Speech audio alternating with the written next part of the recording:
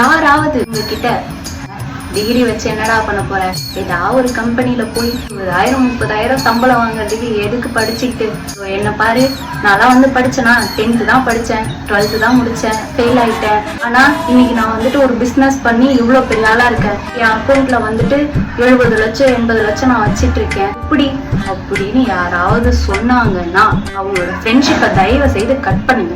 இந்த மாதிரி படிப்பை மட்டும் தட்டிட்டு இந்த பிசினஸ மட்டும் பேசுறான் தெரியுமா, இவனுங்களோட ஃபேமிலி உள்ள போய் பாருங்க. அவங்க அப்பா அம்மா ஒண்ணு பெரிய ஆளா இருப்பாங்க, இல்ல அவங்க ஃபேமிலி பேக்ரவுண்ட் வந்து ரொம்ப பெருசாவே இருக்கும். அவனுங்கெல்லாம் சும்மா உட்காந்தாலுமே தண்ட சோறு போடுறதுக்கு வீட்டுல ஆளுங்க இருப்பாங்க, இழிச்ச வாய்ங்கெல்லாம் இருப்பாங்க. நமக்கு இருப்பாங்களா?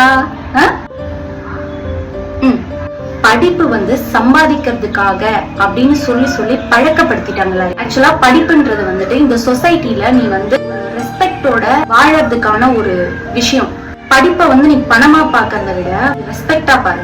நீ படிச்சினா உனக்கு ரெஸ்பெக்ட் கிடைக்கும். புடிச்சிட்டு ஃப்ரெண்ட்ஸை புடிச்சிட்டு கேர்ள் ஃப்ரெண்டை புடிச்சிட்டு பாய் ஃப்ரெண்டை புடிச்சிட்டு ஊர் சுத்துறது எல்லாருக்கும் இருக்கும் தான். அம்மா அப்பா படிக்க வைக்கிறதுக்கு ஆள் இருக்காங்க அப்படின்னா அதை யூஸ் பண்ணி படிச்சுக்கிற வழிய பாருங்கடா. அதுக்கப்புறம் நீ வந்து இப்போ ஒண்ணு தேடி போயிட்டு இருக்கல, அது ஒண்ணு ஆட்டோமேட்டிக்கா தேடி வரும், தட்டிலே வந்து விடும்.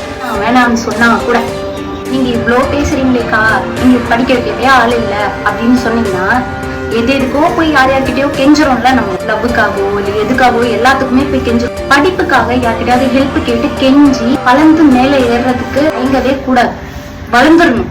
படிப்புக்காக கெஞ்சலாம், ஆனா படிச்சு முடிச்சுட்டதுக்கு அப்புறம் உங்ககிட்ட எல்லாரும் கெஞ்சி வருவாங்க. அந்த ரெஸ்பெக்ட் எது கொடுக்குது? எஜுகேஷன். நிறைய ஃபவுண்டேஷன்ஸ் எல்லாம் இருக்கு. படிப்புக்காக நியாயமான வழியில யார்கிட்டயாவது ஹெல்ப் கேட்டு போகலாம். இதுல ஈகோலாம் பார்க்க கூடாது, செல்ஃப் ரெஸ்பெக்ட் எல்லாம் பேசக்கூடாது. வீட்டுல நம்மள படிக்க வைக்க ஆள் இல்ல அப்படின்னா இந்த விஷயத்துக்காக ஒருத்தவங்க கிட்ட கெஞ்சலாம்.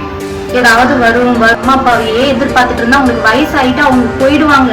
நீ கடைசி வரைக்கும் இப்படியெல்லாம் உட்கார்ந்துட்டு இருக்கணும். நம்ம அப்பா அம்மாவை விட நம்ம ஒரு படி மேலதான் நல்லா வாழணும்னு அப்பா அம்மாவும் விரும்புவாங்க, நம்மளும் விரும்பணும். நம்ம நல்லா அப்பா அம்மாவை பாத்துக்கணும்ன்ற ஒரு எண்ணம் இருந்துட்டே இருக்கணும். சும்மா வாய் பேச்சு மட்டும் இருக்கக்கூடாது, செயல்லையும் இருக்கணும்.